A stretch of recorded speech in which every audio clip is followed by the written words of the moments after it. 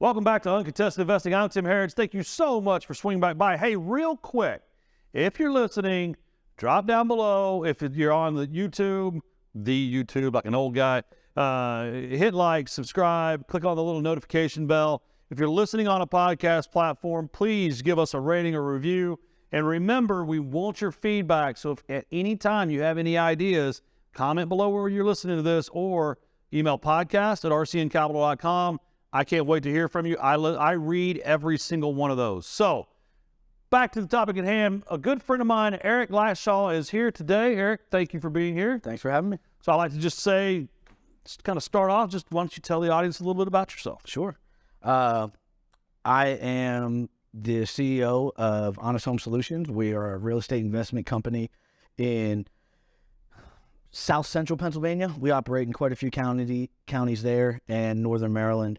I have two incredible boys, 11 and 7 years old, and that's honestly why I'm even in this business. And what I like to do is spend as much time with them while running a successful business out there. We do a good amount of business. We have a small team of 11 in-house, some VAs outside of the area, but we're buying anywhere from about 12 to 16 homes a month, and have an amazing team that makes it possible for me to come out and do this type of stuff. And they're out there bought 2 properties yesterday. So, it's just incredible to have. And then the access and time that I get with my kids, with having such an amazing team around me, gives me the ability to help coach and do some really cool stuff that I really love. So I love what I do. I love real estate investing, but it's more of a bust to be able to do the things that I want to do in life. And a big part of that is hang out with my 2 kids and have fun.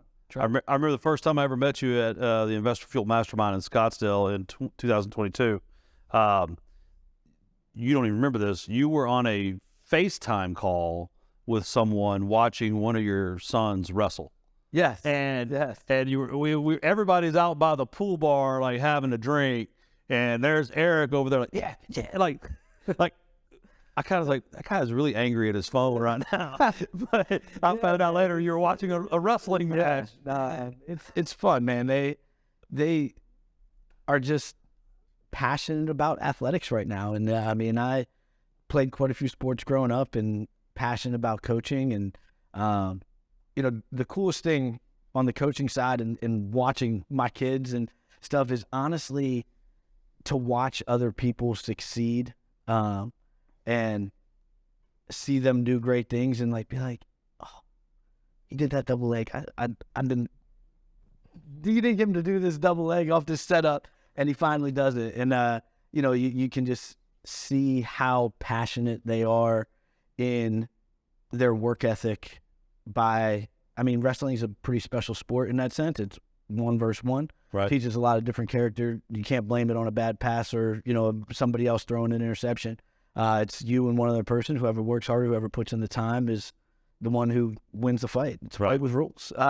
So it's, man, watching them grow. My son just qualified for states in the 8U. He's 7, so we'll be flying out to Pittsburgh here for state tournament at the end of March. And, so it's just so awesome to see how the time spent transpires into success.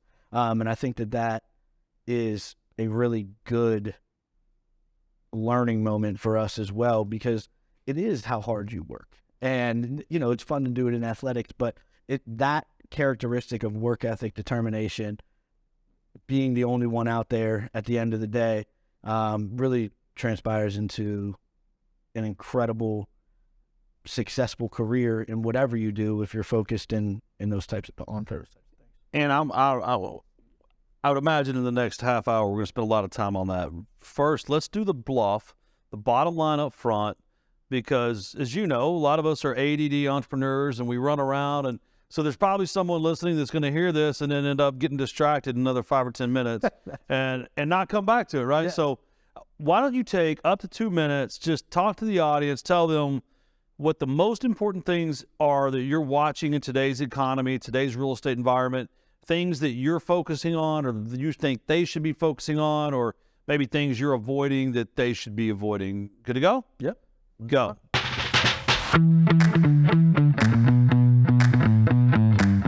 So bottom line up front, I mean, the fact of the matter is in real estate, and you can go out there and you can find a whole bunch of information. You just go look at different podcasts people you've had on here about processes and systems. But for me, the bottom line of what really is my passion is making sure that we're doing it for the right reasons, and that life is so important. And I think so many entrepreneurs get caught up in just what we do. It becomes our life, and there's no way to separate them. People try to compartmentalize them, but I honestly think that sometimes in the mix of living and working, we forget why we're doing it, because it is so much of us. It consumes us on a Sunday night when we get a phone call about a deal that's happening or falling apart, or on a Thursday at a wrestling match or whatever it may be. And I think that in the mix of all that, understanding that where we're going and the journey that we're on is all for a reason. And we can make as much money as you want. You can be extremely wealthy. You can continue to go on a path of how do I want to do this, and when should I do this, and what sacrifices I'm willing to make to be able to do it. But I think we glorify the grind too much, and it becomes such a lifestyle to entrepreneurs that are go, go, go, go, go, that you take for granted everything that you're working for. You forget some of the most important pieces before you got into it. And really for me, this thing is about building a life and being able to support others and support a team and take care of them and build a culture. And then at the same time have your loved ones and family really see the time that you put in to be able to provide them with your time.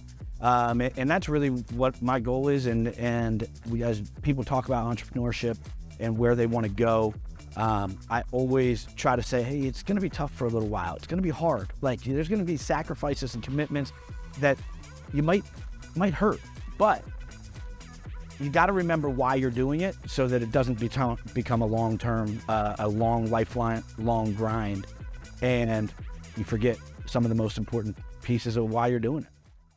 So that's great. And for me, 22 years in the business, there have been these times where the what becomes the why instead of the why that actually ended up getting you into the what. Sure. And you look back, and I think it's important that all entrepreneurs understand that you're going to go through seasons. And some of these seasons are going to be grind time, right?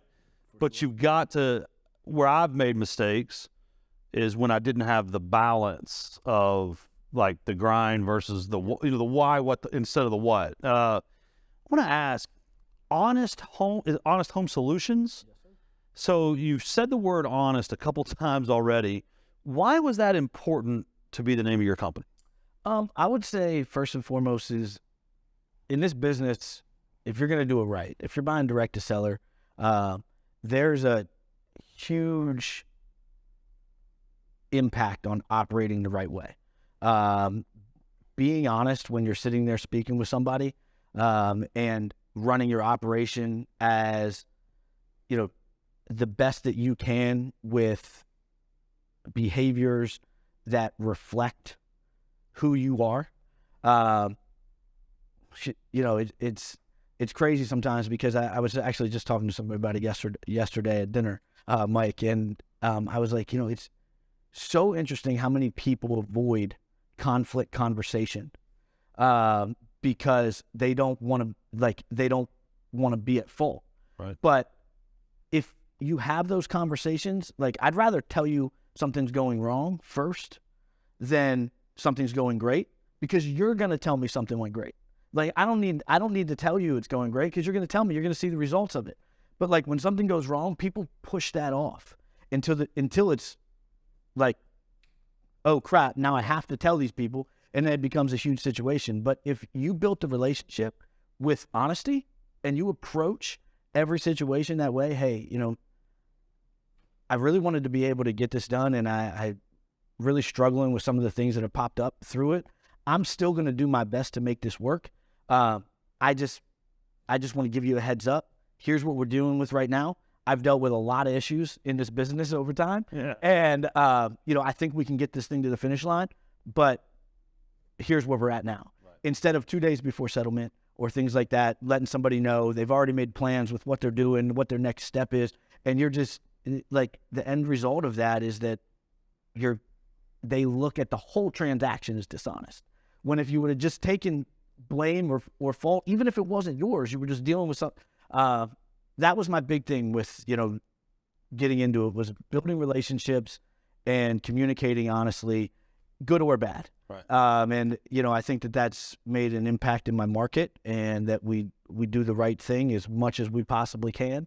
I'd love to stay all the time, but at the same time, there's learning lessons and issues that we deal with with employees and things like that. And even sometimes myself, if I'm a little, you still get nervous sometimes telling somebody that you got to do this or that when it wasn't the original conversation. Well, I tell our loan officers all the time, one of my favorite books ever is a book called Eat That Frog, right? And the whole point is, if the worst thing you have to do all day is eat a frog, you should do it first thing in the morning.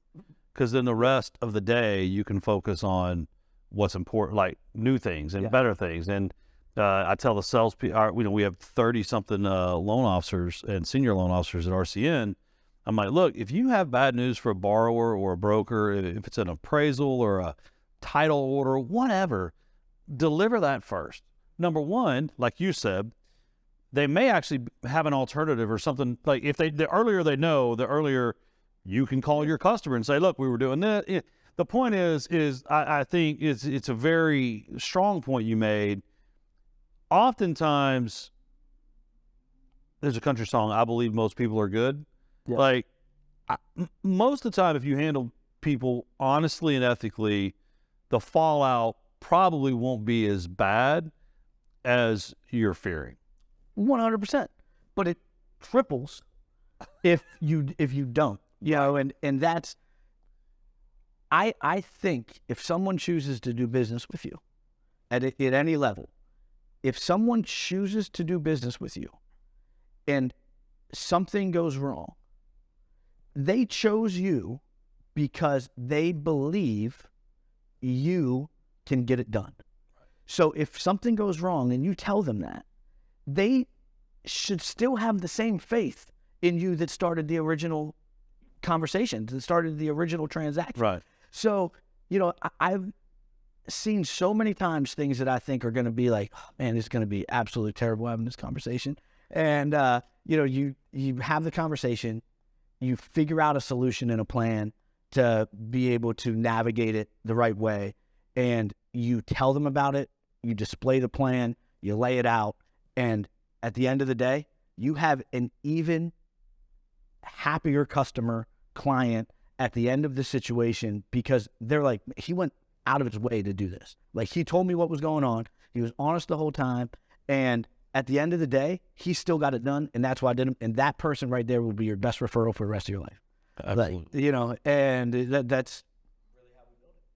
So we're going to take a quick break. When we come back, I want to talk about honesty. Not honesty. I want to talk about trust. And I want to talk about accountability. And then I want to talk a little bit about most likely kind of that focus on the why instead of the what. So stick around and we'll be right back. Are you looking for fast funding for your next fix and flip? What about leverage for your next long-term rental or vacation rental? Need capital for a new construction project? Look no further. RCN Capital has you covered. As the leading nationwide lender for real estate investors, RCN Capital offers short-term and long-term financing solutions for your next investment property. RCN Capital takes a common-sense approach to your loan request, offering high leverages and low rates backed by superior customer service. Whether you're investing in single-family properties or multifamily properties across the U.S., RCN Capital has funding options for you with no hoops to jump through and quick closings in as little as 2 weeks. Ready to get a quote for your next investment property? Visit rcncapital.com/podcast to apply today. There is no fee to apply. Again, that's rcncapital.com/podcast to apply today. Welcome back to Uncontested Investing. Tim Harris still here with Erik. Hey, remember, We need your likes. We need your subscribes. We need your reviews. Click down below, like, subscribe, and follow. Erik, I've been saying a lot, and our friend Casey Smith posted a Michael Jackson lyric, the man in the mirror. Sure. Right? Like, ultimately, my biggest competition is the man in the mirror, right? The only thing that can ever stop me from achieving my goals is the man in the mirror. You were talking about wrestling earlier, and it's that one-on-one. You can't blame anyone else. My 13-year-old used to be in jiu-jitsu, and he's not anymore because he said that people got smelly. Once he became a teenager. Yeah, and then he had to wrestle with the girls, and he was like, yeah, I don't know, that one, that was a little... it's a lose-lose. Yeah. Yeah, for sure.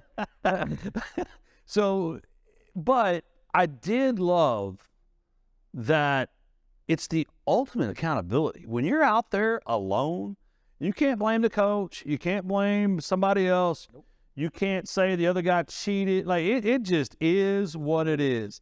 And I think as entrepreneurs, talk about real estate investing.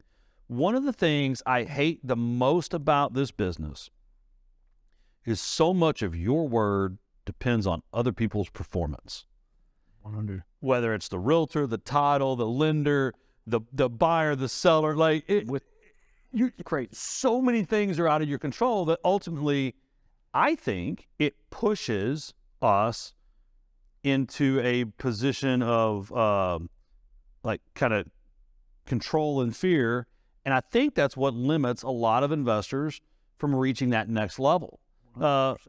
Obviously doing, 10 plus deals a month, that's not small. That's, literally top 5% in the world of home buyers. Could you talk about how you developed trust and accountability within your company to where then you could feel like you could still meet that honest home buyer promise? Sure. That's a really good question because honestly, to tell you the truth, when we started 5 years ago, it was run and gun, run through walls, man. That's how I know how to get things done. If it doesn't feel good, it is what it is. And I have a conversation with each person. I was the one buying the homes at that point. So, I was the face of what we were doing. That's who I saw. So I knew that I had to, live up to that. And then as we began to grow and we brought people on, I think that one of the biggest things that is extremely important in being able to provide, an honest home solution to each individual seller that we deal with, is that the vision and the mission and your core values have to be brought up on a pretty regular basis, but definitely throughout the hiring process, and making sure that the people understand that, hey, that especially acquisitions agents who become the face of your company, that they understand why we do what we do, and the goal is at the end of the day that everyone that is involved in the transaction believes that we can do it this way. Also, having an admin that's behind the scenes that's just absolutely incredible. She's been with me since day one. She could do it all. She doesn't have to anymore, but in the beginning she could run, all the administration work to contracts to mobile notary to, and as we've grown, really building the system and processes with my COO and Kelsey, Director of Administration, and really focusing on what to do when there's hangups, Right. because you're going to have them. And instead of the focus of what happens next all the time or chasing the next deal, I've really gotten to the point where I've even coached my acquisitions and really my whole team on it, which says, hey, this isn't like selling a car. This isn't like, this is not a one and done type situation. You need to date these clients. Like, you need to court them throughout this process, and you need to be available to communicate. You need to be honest. You need to be working each individual step instead of going chasing the next dollar. And one of the big things we focused on was people over profit when we, really started our business, it was a huge part of just advertising and marketing, and we did some really stupid deals that didn't make us a dollar, but at the end of the day, it was about the person. They had the wrong payoff or whatever, and we went through the same exact process and system, and provided them with honesty, integrity, and did what we needed to do. And it's become part of our culture where if that conversation isn't had, and we don't, and I'm like, okay, well, we talk about calling this person 2 days ago when this popped up, and Right. It just, now it's instinctive, where I'm more waiting on the result of the conversation, or if it's something that I need to handle. If it's a big enough issue, I think there's times where I step in and make sure that we're doing the right thing by each individual. And it's tough because as your business grows, there's some business, being a shrewd business individual, but also focusing on your clients and doing it right. So when you're making business decisions, and when I'm making business decisions, it's really important for me to be an example to my staff, because there's sometimes where I have to eat a little bit of profit, but to do right by that person. And when the staff sees that, it just adds to the culture. CFOs hate people like us. Yes, Yeah. 100%. Yeah.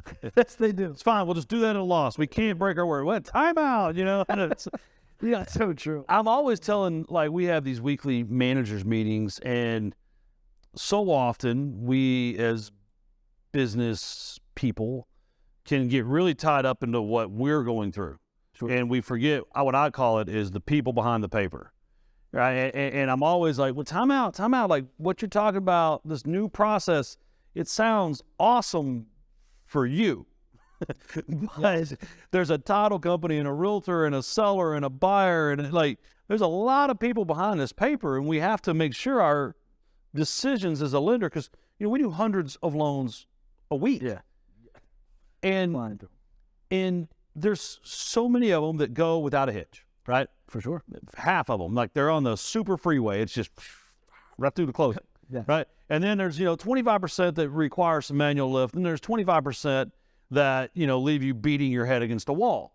Borrowers that won't reply, insurance agents that won't reply, title agents that won't reply, realtors that won't reply, and then you start missing these dates, and these dates, they just stack up on you. And that's what I'm always saying, is like, hey, look, I tell the loan officers, if you don't have this by this date, call your borrower, because you and I, as the borrowers, Yes. we're the ones with the hammer, Yes. right? So call your borrower and say, look, I don't have what I need. We're going to have to move closing back. Because when you and I get that call, we're tell me what you need and you'll have it in an hour. 100%. Because you never know when, you said Courtney, the admin, Kelsey, you never know when she's having a bad day, or when she may have had to call in sick, right? And if those emails are just going unanswered, Yeah. it can cause the train to derail Very quickly. so quick. Very quickly. What made you want to grow, or even another twist on the question, what enabled you to grow beyond that total control stage to where now you're in a position where you have these leaders on your team and you're having to trust people to frankly fulfill your mission? Sure. I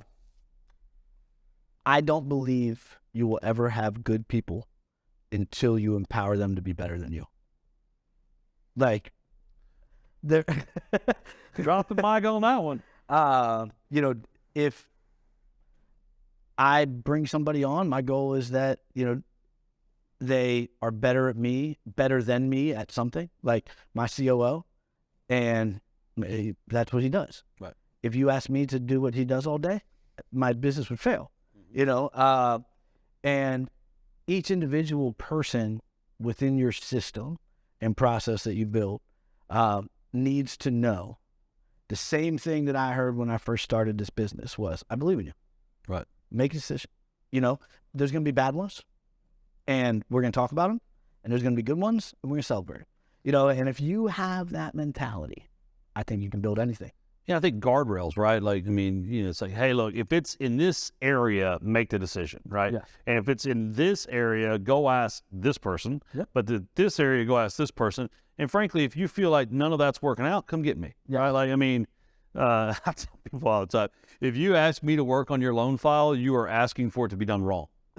Right? Like, I am probably one of the worst loan officers in the company if you have me do that. Right? Yep. But as you saw at Investor Fuel, some of my loan officers that can close 50 deals a month, if you ask them to get up on a stage and address an audience, It's difficult. oh, it almost killed that one kid. I mean, like, he almost passed out. Yeah. But that's the point, right? Like, do what you're good at and then just trust. Don't abdicate. Yeah. So many people listen to this, they think of delegation as abdication, right? They think of, oh, great, Erik's here. He's the host. I'm going to go ahead and leave. No. Right? Yeah. Can you talk about maybe some lessons? I like to talk about stuff that we did wrong. Sure. Can you talk about some of the things that you've delegated or tried to delegate that, looking back, maybe you should have done it different, and then more importantly, what you learned and what you should have done different? Sure. I mean, I was thinking about things that we've done wrong, and I mean, I could just make a wall of plaques of how many times I've messed up in this business. But it's really changed the way that we operate now. But I would say, one of the biggest things that I struggled with when I first started was, I mean, I'm an acquisitions guy. I'm a sales guy. When it really comes back to it was,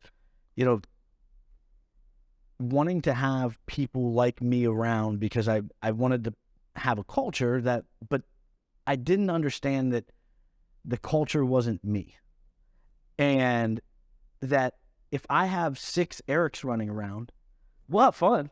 We'll have a heck of a time, but things are not going to get done. Right. And they're not going to get done right. So I think hiring was a big thing to really understand that we need different personalities, different people, understanding, DISC assessments or predictive index, all the things that go into really making sure the right people are in the right places. And I struggled with that for quite a while. I got really lucky with my first sales guy, my acquisitions agent that's still with me. I mean, him and I, that was easy. I hired myself. Salespeople, You know what I mean? Salespeople are easy for salespeople to hire. Yeah. Right? Ops people are easy for ops people to hire.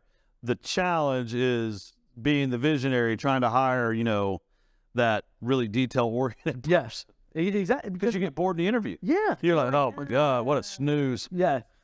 Because you don't relate on a lot of the same things because the way your mind works. They're still thinking this guy can't focus. Yeah, for sure. And at the end of the day, I'd say that as I learned and grew as a leader, which I've taken, a lot of accountability for that in my process, because I think that, to be a good leader, you have to be a good servant.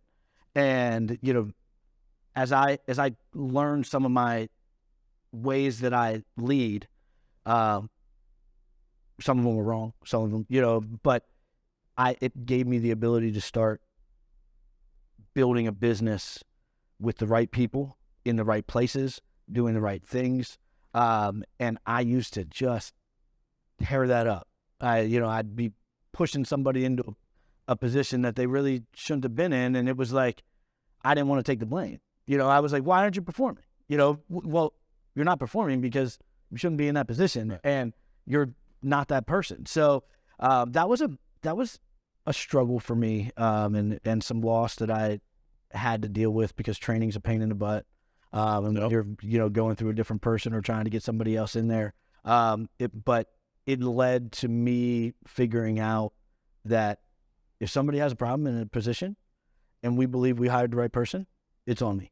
Right. Like, it's my fault. Like, it's not their fault. Why? What do I need to do? Unless they're just not working, like, you're not doing, but, well, then you wouldn't think they're the right person. Right person. Right. Exactly. So if you have belief in that and you think that that's going to be the person, well, then it's really looking at yourself and being like, where did we fail? Where did I fail on training the person that trains them, or providing the right skills and opportunities within their position so that they could be successful, instead of being like, why aren't you doing Right. it's a interesting thing. In wholesaling, I didn't have when we first started getting started in wholesaling, I didn't have too many, big losses financially, because I wasn't in a place that I would have been broke. One big loss, I had no money. Closing the doors. Yeah, so, I didn't feel them as much, but a lot of my losses were on decision making, leadership, and, people. And there was probably great people that I've had with me over time that were in the wrong place because I wasn't a good enough leader, or I didn't provide them with the right training, and they ended up not being successful in that position or being worn down. And it was something that I could have avoided if I would have done it right. And then last on this, then we're going to take a break. I found when you find out that you're having some of those issues you just talked about, number one, I've always avoided the conversation. But number two, when I go have the conversation with that team member, associate, employee, however you want to term them, it ends up being a relief for everyone. Because if you are unhappy, they're probably miserable. Sure. Or you may be trying to figure out what you did wrong, and if you just go talk to them, they'll tell you everything. But Yes. Well, you're asking me to do this, and you never taught me how to do that. And then all of a sudden, you tell me to do transaction management. You never taught me about how to do that. I've never written a contract in my life. Yeah. Now you tell me to review the HUD and make sure that Sure. I don't know what a HUD is. It's like And we do it all the time. absolutely. And I think we do it all the time for the one reason is that we, as entrepreneurs, usually have started small, and we could just stretch ourselves thin, and we'd be like, all right, screw it, I'll figure it out. Because we had to. You had to. You didn't have an option. But no one's going to care about your business as much as you. So asking somebody to do the same stuff that you did to be successful is just stupid. Yeah. And, at the same time, if you hired that person to do a job and then you start having them do different things, they probably don't have an entrepreneurial mindset, and they don't need to do that to be successful because you told them what they were supposed to do. Right. And now you got them doing other stuff, and they're like, this isn't my job. And I think we just do it naturally because we just adapt to what's going on, and not everybody has that type of mindset. Right. So I think the lesson is, if you have someone like that in your organization, eat the frog and have the conversation, because what you'll probably find out is either A, they're just as miserable as you, or B, they can tell you everything you did wrong pretty quickly. For sure. So we're going to take a break. We'll be right back. REI Inc. is a monthly business publication for real estate investors, covering all types of real estate investments and strategies. It is the most comprehensive real estate investment publication on the market. All of the articles are written by the top leaders in the industry, so investors are assured of always getting the best information possible. Each month, REI Inc. also profiles the top companies in the industry and provides insights and data into key regional markets. Along with their sister platforms, the REI Referral Network and Highest Invest, real estate investors have exclusive access to off-market investment opportunities and national acquisition and disposition initiatives. To learn more, visit www.rei-inc.com, where you can also access the REI Referral Network. Also, be sure and visit www.highest-and-vest.com to view the latest exclusive off-market assets with near immediate acceptance decisions and closing strategies. You can also email marketing@rei-referralnetwork.com to request more information. Welcome back to Uncontested Investing. It's time for the Money Minute with Erik. Erik, 60 seconds. The best advice you have for the entrepreneur/investor out there listening. And I always like to pretend this is the only 60 seconds of advice that this individual is going to get all month. So make it your best, pour into them, go.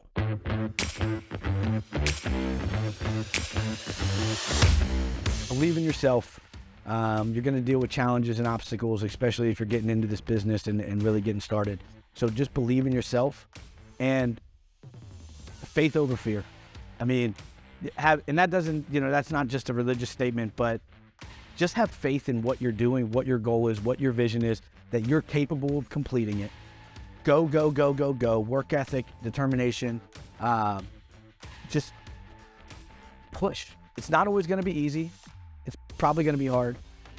But if you have more faith than you do fear, and you're willing to look fear in the eye and obstacles and challenges and say, hey, I'm just going to do it, I'm going to overcome it, and this is going to be the end, you're going to be very successful.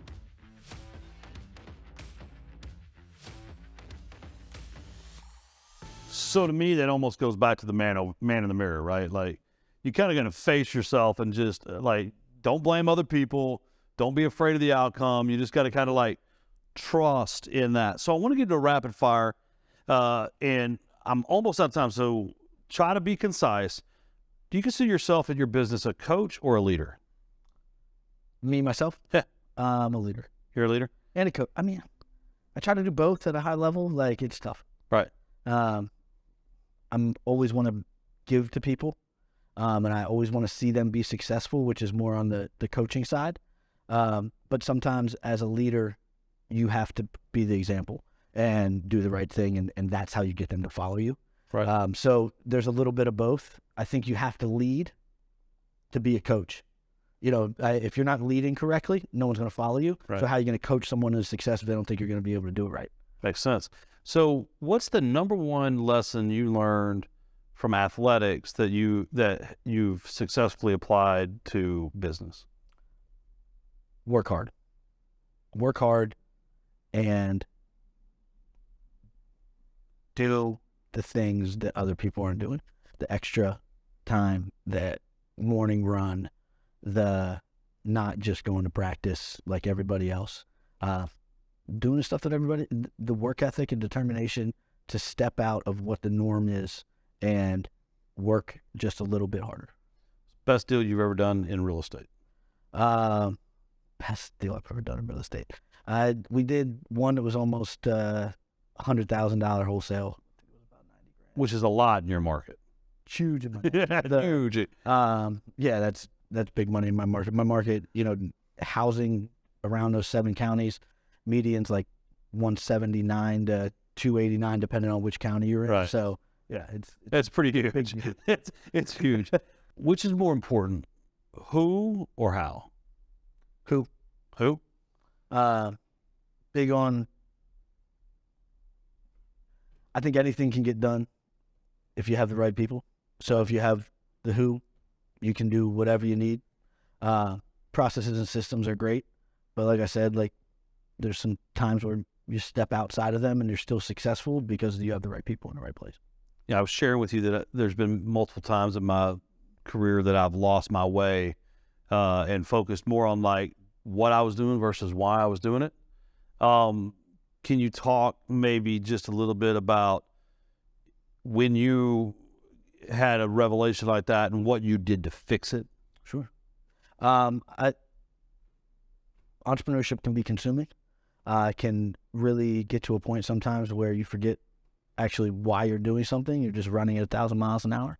And there's a lot of requests and pull on you in many different directions. And, you know, for me, it became almost overwhelming. And I actually stepped back at one point and just said, you know what, I'm removing social media.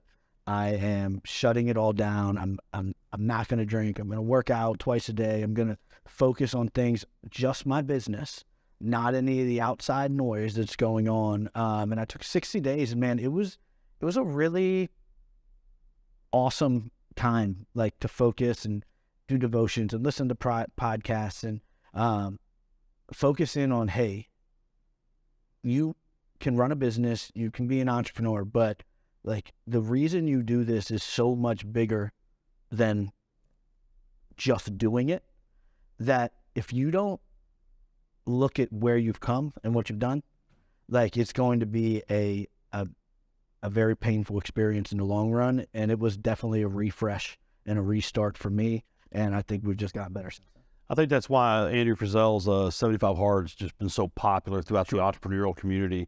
It's that reset, that refocus, that finding balance. So we are almost out of time. Do you have any parting thoughts, parting shots, things that we haven't gotten to that you wanted to share? You know, honestly, the biggest thing for me is this, which we've talked about now a few times, is you know, grind until you don't have to. Don't glorify the grind. If you're in this to build a business, then don't make it a hustle. You have to build a business, and it's, you know, you can turn this easily and get stuck in the hustle and the grind of what we do, because it can be fun too for the right person. You know, but at the end of the day, you can only do it for so long. You can only operate at that level for so long.